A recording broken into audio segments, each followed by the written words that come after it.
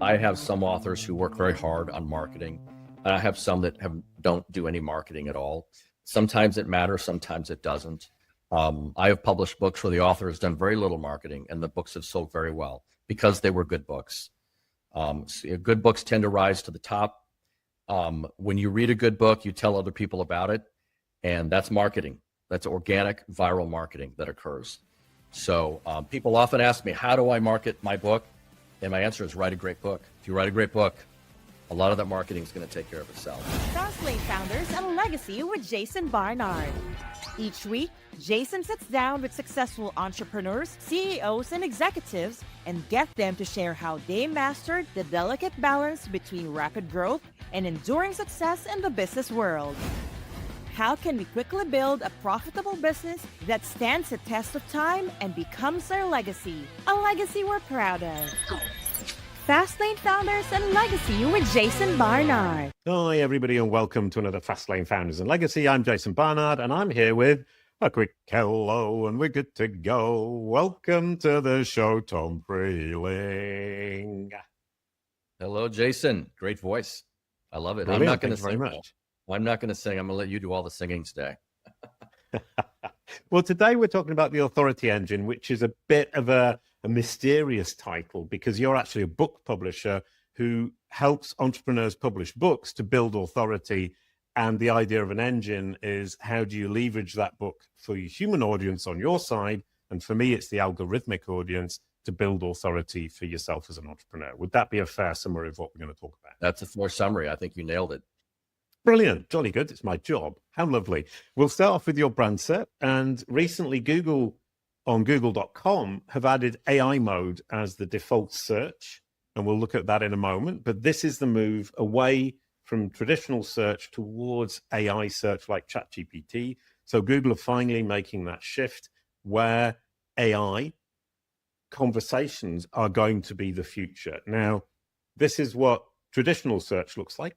This is a search for you. You're apparently an author with lots of books. And you look great. A lot of entrepreneurs do not look as good as you do when somebody searches their name on Google. You look like an authority. You've got the photos. You've got the description. That factual description of who you are really makes you look like a superstar. You have the authority, and it's very visible authority. Then what's going to be next for us all is this, which is AI mode, where it's building a description on the fly about you. And I'm really excited about this for us at CaliCube because this is the future and it's much more interesting because it's dynamic than this, which is quite static. Does that make sense to you, or have I just talked gibberish? It makes perfect sense to me. And it's in part what I, as a publisher, encourage my authors to think about as another reason to write and publish a book is discoverability. I don't think there's a better way. I don't think there's a better way to be discovered than to be an author. Now, what you're introducing is an enhanced way to do that. I guess, that's what it looks like to me. Yeah. Well, what I see is that we take what you do and we amplify it through Google and AI. So let's focus on what you do. You said one of the reasons I suggest to entrepreneurs to write a book is authority. Another is discoverability. Can you give me the I was going to say panoply, but I think that's a French word. The list of the reasons somebody might want to publish a book, an entrepreneur would want to publish a book. Authors come to me for many reasons. One of the big reasons is to establish themselves as an authority or it enhances their credibility in their field or in their industry. And, there's a lot of noise today. And I don't think there's a better way to establish yourself as an expert than with a book. You can have a podcast, you can have a social media following, you can do a lot of things, but everybody puts authors on pedestals, right? Yeah. So it's, in my opinion, I'm biased because I'm a publisher, but I think it's the leading way to establish yourself as an expert in your field is to write and publish a book. So that's one of the primary reasons people come to us. So the number one is authority. I want to be seen as a leader in my field, a market expert. I want to nail down my authority in the niche and be a thought leader. So that's reason number one. Huge reason. What's number two? Legacy. Number two is legacy. Yeah. And I don't mean just leaving a legacy to your children or your grandchildren, but to everybody who is here now and who follows you. You know, my authors and, well, all of us we've achieved a lot of things in our lives. We've had a lot of struggles, overcome a lot of stuff to get where we're at. And putting that in a book, writing it down and putting it in a book, it's kind of makes it eternal. And somebody years from now might find that book, pick it up and learn a little bit more about you and how you did what you did and how you overcame what you overcame in life. So legacy is another big reason. Okay. So authority, legacy, discoverability. Yeah. Tell me more about that. Discoverability. Is that what she's, is it? Yeah. Yeah, there is a lot of noise these days. It's hard to break through the noise, right? It's harder than ever. But it's not as hard when somebody searches for you either on Google or on Amazon, wherever they're searching. It's easier to find you as an author than it is anything else, because there's not as many authors. Now, a lot of people write and publish a book, but it's less than 1% of us who will ever actually do that. 99% of people do not write and publish a book. So it leapfrogs you in terms of discoverability. Right. And it makes you look like a superstar. I mean, this is super cool. Right. And it will get you this kind of result on AI mode. So just publishing a book, basically it's a shoe-in for both of those results. It is a shoe-in for those. And you might not sell 1 million copies. You may not become the next J.K. Rowling and make $1 billion off your book. But I think most of my authors would tell me that they, aside from their book sales, right? Aside from the book sales, they earned more in discoverability, in referrals, finding new customers, more customers, getting bookings to maybe be a public speaker to speak, you know, at industry conferences and such. You have all those other things that benefit an author aside from just the book sales themselves. Now, some of our authors do sell a lot of books.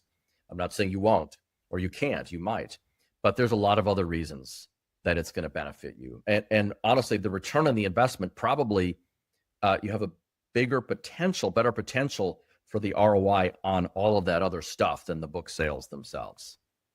Yeah, I mean, I published a book a few years ago, and the person who helped me with that, and I self-published, was very clear that the sales aren't going to be any kind of income that I would be interested in, but the benefits are very much from speaking, being invited on podcasts, getting my name out there, the authority.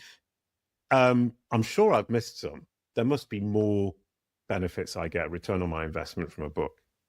There are so many. And I'm not a search expert like you are, but if I go to Google and I search for help with raising money for my startup, for example, let's just use that as an example.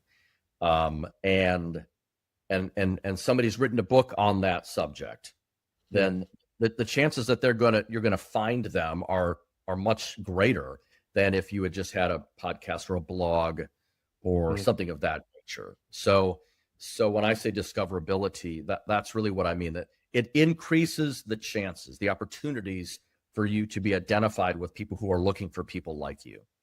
Yeah. And I mean, the point you made about people take authors more seriously and treat them as more authoritative than somebody who hasn't written a book. It's the same thing with the algorithms. They think in their own little way, this person has published a book, therefore they are an authority, whether the book is good or not. Now, on to the next questions, which is number one, self-publishing versus going through a publisher. Self-publishing, well, let me say this. I have a background in both of these things. I've been publishing books for 30 years. I come out of traditional publishing, and then I launched years ago, one of the largest self-publishing companies, one of the largest in the country. And today, my company is a hybrid version of both of those. So brilliant. I'll say this, self-publishing is fine. And there's a lot of people who self-publish. It's a fast, efficient, and affordable way to publish your book. The problem is sometimes it lacks quality and it lacks credibility. So, and you don't know what you don't know. So a lot of authors will go down that path of self-publishing and they make mistakes and they don't even know they're making those mistakes until it's too late. So it can be a bit of a challenge. Now, there's some self-published authors who are very successful. So it's not necessarily a bad way to do it. We we merged the two together. So essentially, we really aim for high quality when we publish our books, and we're using the same people, the same distributors that the traditional publishers use to do that. So it's kind of a best of both worlds scenario. Okay, right. So, but with self-publishing, so if a publisher had said to me, "I will publish your book," I would have been very pleased because I know it brings more authority, and the association with an established publisher is going to build my own credibility, both in my human audience's mind and in the algorithm's mind. Yes. But that didn't happen. So I went into self-publishing. And as you said, there are a lot of pitfalls. One of which right now is I'll just write a book with AI. Yeah. Oh, we're seeing that a lot. We're seeing that a lot. And there's a place for that. I think you have to be cautious when you do that. AI writing is kind of easy to spot already, and I think a lot of people can already see it when they read it. You don't want that. So I think you can use AI to help you. I think you can use it as a tool to write your book. That's fine. But I don't think that you should just let AI write your book for you. I think use it as a tool, find some good editors, use your own thinking as well, your own thoughts. You want it to sound like you as much as possible. I think if you blend all that together, then I think it's completely fine. And I think a lot of authors are doing it and will do it. I embrace it. Well, I mean, one question I was asking myself, because when I published on Amazon my last book, one of the questions is this AI? And they're saying it's not that we're going to stop you publishing AI. It's we want to know what percentage of books that are published on Amazon have used AI in the process. My thought was with AI, there's just going to be a flood of books and books will become not meaningless, but certainly lose some of their shine. Has that been the case? It will cause a flood of books. I agree with that. But I don't think that necessarily is harmful. I think the good books will quickly rise to the top. Bad books don't sell. So you got a bunch of bad books out there, well, they're not going to sell anyway. So I don't really think it's harmful. I think it actually benefits those who spend more time really thinking about their book and writing a good book, publishing a good book. So, I think they'll easily separate in that way. Right. And one thing that struck me is, I'm talking from my own experience of writing a book, is I thought this will take a couple of months. And I was wrong. How long did it take you? It took me 6 months in the end. Yeah, it's about right. I mean, so tell me about the timeline. What does the timeline look like for somebody writing a book? Because I turn up and I say, okay, I've got a life and I've got experience and I've got authority, but I don't really know what I'm trying to say. Is that a very common starting point? It is, but I will say this: there have been best-selling books, mega bestsellers that took weeks to write. There have been mega bestsellers that have taken a decade to write. It took J.K. Rowling nearly 10 years to write her first book. So, there's no rule of thumb on how long it should take. Our projects usually take about 6 months on average. Some take longer. We've done some quicker than that. But I don't think that any writer should should feel pressured to spend any certain amount of time on writing their book. They might have this burst of creativity, and they might stay up day and night for 1 week and write a masterpiece. It's happened many times, or it might take them many, many years. So I don't think you should think about it that way. Writing is it's an art form, so it's like a song, it's like a painting. You should write it at a pace that you're comfortable with, and you feel good about, and not worry about how long it takes you. That being said, it usually takes us about 6 months to begin and finish a process. And I mean, what I hear there is, however you look at it, it's a huge investment of time. So you need to have the time, and you need to make sure that you're available for it. Yes. And then for the release of the book and the promotion of the book, that's a huge investment of time as well. So you have a good year, let's say, of investment in time in one specific project, which is the book. Is that fair? Yeah, that is fair. That's accurate. And on the marketing side, I have some authors who work very hard on marketing, and I have some that don't do any marketing at all. Sometimes it matters, sometimes it doesn't. I have published books where the author has done very little marketing and the books have sold very well because they were good books. Good books tend to rise to the top. When you read a good book, you tell other people about it, and that's marketing. That's organic, viral marketing that occurs. So people often ask me, how do I market my book? And my answer is write a great book. If you write a great book, a lot of that marketing is going to take care of itself. Right. And so when you say great book, give me the definition of a great book. Is it a good story? Is it a helpful content where I'm teaching people? People resonate or will tend to appreciate the story more? Yeah. Well, it's a combination of all those things. It would be like you asking me, how do I write a great song? Yeah. How would you even answer that question? We don't always know. The writing needs to be right. Writing needs to be good. It needs to be timely. It needs to be relevant. You need to answer some questions in a way that other people have not answered them. Mm-hmm.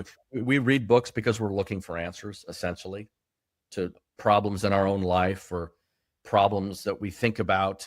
We're looking for solutions.